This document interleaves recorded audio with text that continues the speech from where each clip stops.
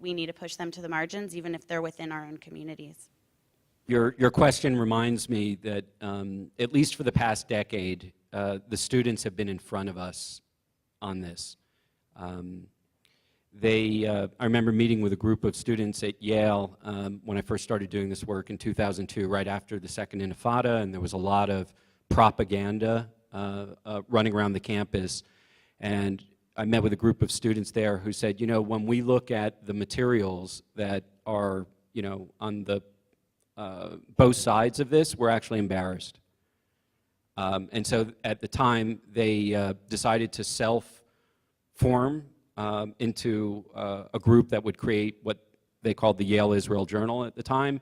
They said, we want to invite in different voices, not one voice.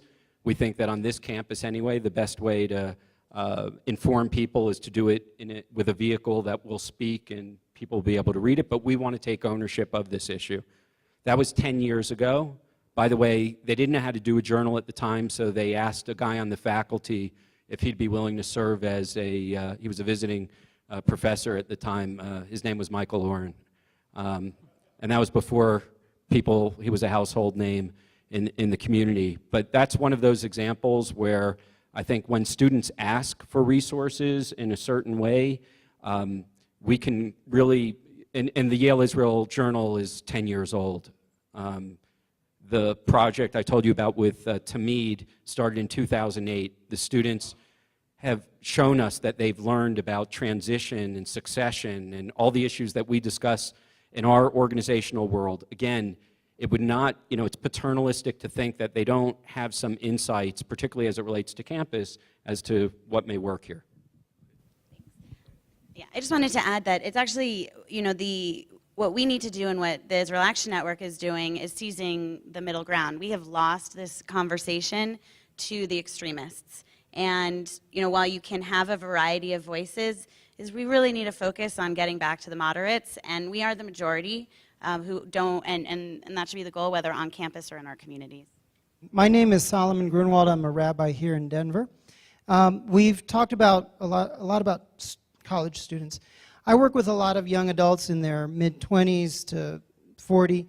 Actually, a few months ago, we sat down and read Peter's article from the New York Review. And I expected a very contentious debate about it. But when we were done, they looked at each other and said, yep, he hit it right on. Their complaints are that there's not enough room in the community for an open, diverse conversation about Israel. Even those on the political right wanted more inclusion and debate and inquiry. So my question to you is, from your experience, your travels around the country, knowing what's going on, what are some concrete things that communities can do, some steps that they can take to open up the conversation, to start having a more, and include more of those young adults in their late 20s and 30s? Any of you? Yeah.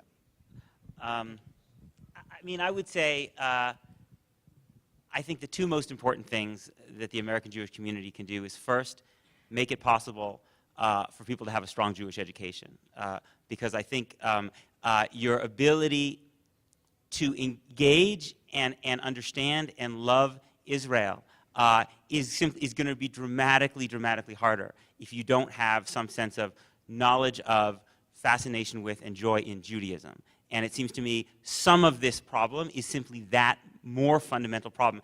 Some people always talk about how hard it is for people to speak about Israel, but I actually sometimes feel that it's actually harder for American Jews to speak about how much we failed in terms, outside the Orthodox community, in terms of how much we failed in instilling knowledge of joy in and fascination in Judaism. But beyond that, I think the best thing you can do is to send and make it possible for American Jewish kids to go to Israel. But when I say Israel, I mean all the territory under Israel's domain, some parts of which I wish were not under Israeli sovereignty. That's Israel. The people there may not be Israeli citizens, but it's Israel. Israel is under, we have to take ownership of the fact that until the day that a Palestinian state is created, that is Israel. And so, yes, send people to the Kotel, send people to the beach in Tel Aviv, send them to have all those experiences, but also do the kind of things, the amazing things that Encounter does, for instance, which is to say, send people to see what it's like to live under occupation every single day. If you're an And to see that the people living under occupation are in many ways at root just like you. And I think the kids who I find, and young adults who I find, who are the most compelling and give me the greatest hope and inspiration for the future are those who had a strong Jewish education and those who have seen the other Israel as well. It's often a very bitter, difficult, painful experience, but it seems to me that's the beginning of the change we need. I mean, what I find interesting about your question is, you started out by saying you're a rabbi in the community, you work with young people, you had a session, you read Peter's article. What's wrong with that model? I mean, I think it's great if you can bolster education and send everybody to Israel, super. But in the meantime, what's the barrier to bringing an assortment of voices, having that conversation? I mean, I'm throwing it back at you a little bit. You asked the question, so what's the problem? Like, what stops you from doing this? Do you feel pressure in one way or another? I mean, you're doing it. I mean, the barriers are in what Peter calls the establishment Jewish leadership. I mean, we met in a coffee house to talk about Peter's article. We didn't, have it at the JCC or in a synagogue. So, I mean, yeah, there are little steps like that. But what have you seen that the establishment can do? One of the comments that I got was about paternalism, that they feel like the leaders of the community treat them like they're too delicate to, that they need to be protected from critics. Because if we allow people to speak, critically of Israel, that it'll influence people and break down unity in the community. At least here in Denver, we haven't seen, that there's a diversity of groups at the table so far. I think that we're on the verge of some changes here. So I would help, if you have young people who want to do programming or want to have certain kind of discussions, you're in a position to march those people into the Federation office in Denver or whatever synagogues or institutions saying, here are a group of young people, they have an idea of programming they want, and take it from there. Thank you. We're here at JFNA having a conversation about Peter's article in the establishment, and so I hope that you are not afraid to have that conversation again inside of your synagogue instead of in a coffee shop. I'm John Ruskay from New York.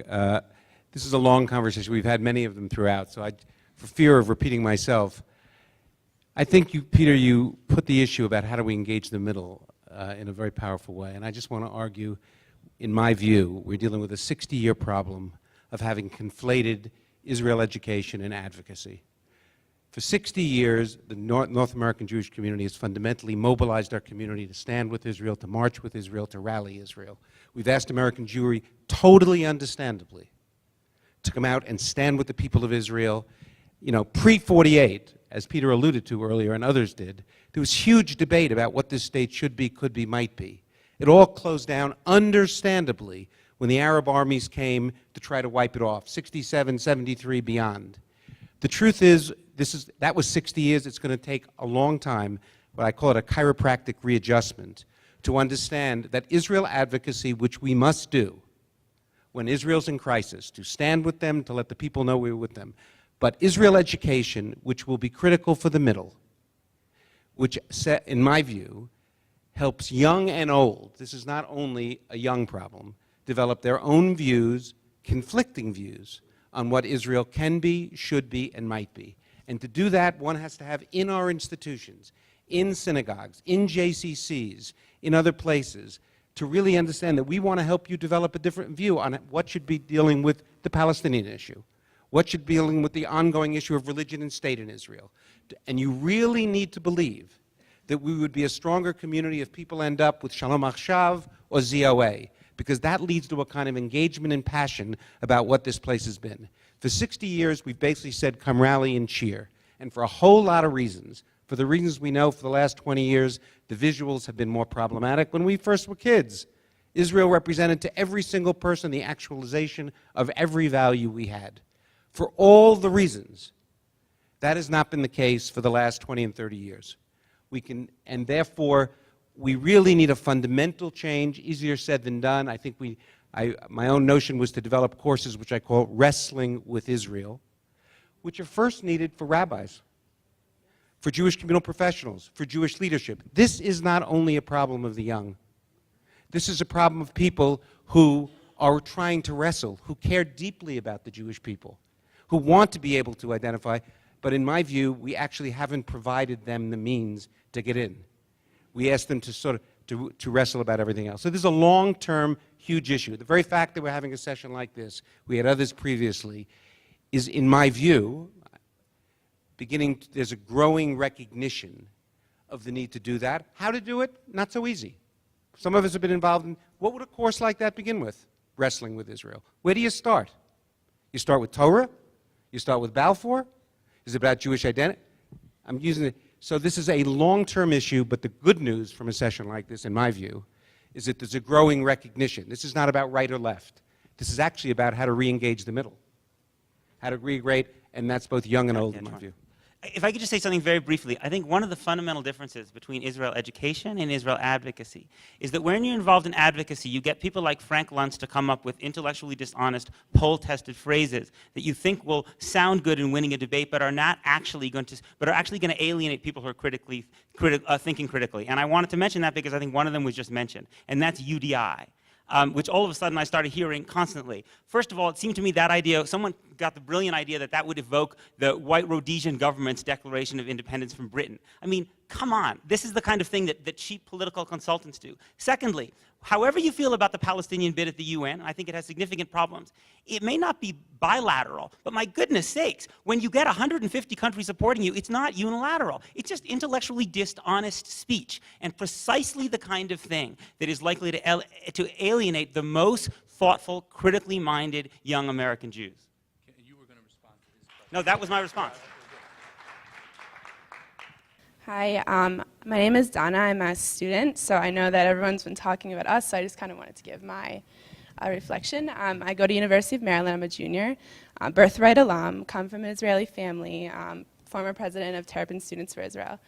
I just want to say that from my experience, like I grew up in a very Zionist home, like Israeli family, alum of all these different Israel advocacy programs, and I feel like a lot of everything that I've been told growing up, at least on an intellectual level, I kind of agree that, at least from taking Middle East policy classes and reading the news, a lot of it has just not been honest and not been true. And I honestly feel a little bit betrayed sometimes when I read the news and I read, I agree with what you were saying, Peter, that I just haven't been told the honest truth. And I think that I also agree with you. You were saying how a lot of adults, it's a problem with everyone, because what I've been told by my parents in my synagogue and just growing up just hasn't been the complete, honest truth. And so I think that there needs to be a start from the top, and if we're going to educate children and younger people, that we need to start being honest with our children and our families because we can't expect change to come from the bottom. The student over there, I don't know your name, but I'm so glad that you had the courage to stand up and speak to this crowd, and we need more of your voices, and we need more students to have the courage to be able, I heard a quiver in your voice that actually resonated with me, both from a personal perspective, but I used to teach at the largest Jewish community high school in North America as a Jewish history teacher, and I've seen so many students leave our system and then feel like they've been through a snow job. And it's because we're afraid to actually talk about the real issues. And the founder of our organization, who's sitting right over there, is a rabbi, and she's sitting surrounded by a whole group of alumni of students that really want to grapple with the harder pieces of this conflict, and not because they want to walk away from the community, and not because they want to walk away from Israel, because they love Israel, and they want us to honor them intellectually and be able to let them grapple with narratives and claims that they're not getting in our Jewish institutions. And so I just want to put that out there. I invite all of you to come and either speak to me or Melissa Weintraub, who's sitting right over there, or any of our alumni, and come and talk to us either about the trips where we actually create a Jewish identity affirming environment within which you can go and meet Palestinians. You don't have to come out all thinking the same. We're not trying to convince you of a political agenda. We're saying that if you want to actually talk about this intellectually, you have to be able to see things from another perspective. And that's also what we're trying to do with schools, to answer the very challenge that you put in front of us, which is to say, let's honor our students' intellectual curiosity and be able to bring it to them in those environments. There's a real irony that given all the interest in this topic, that particularly at universities, we have found the universities which hold themselves out to be the marketplace of ideas, where you're going to have rich discussion with nuance and with depth to it that are going to allow students to ask probing questions and really answer them. And in many places we found, because of the bias of Middle East study centers, because of professors